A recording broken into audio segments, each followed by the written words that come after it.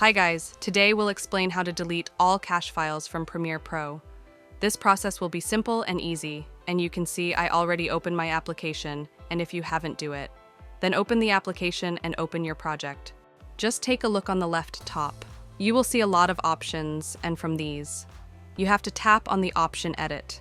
And on the last, you can see Options. That's called Preferences. Once you will take your mouse on Preferences, and next pop-up will be Show. And in this pop-up, you will see some more options. From these options, you have to select this media cache. Once you find it, just click on it. And here you can see in this window, Media Cache Files. This one is the location.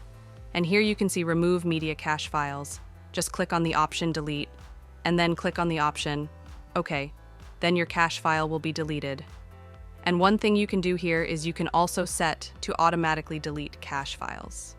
Now the selected option is for 90 days, means after 90 days your file will be deleted automatically. But you can also choose a specific day, like click on it. And here enter the numbers. Like I set it on 30, now, after 30 days. Cache files will be deleted automatically.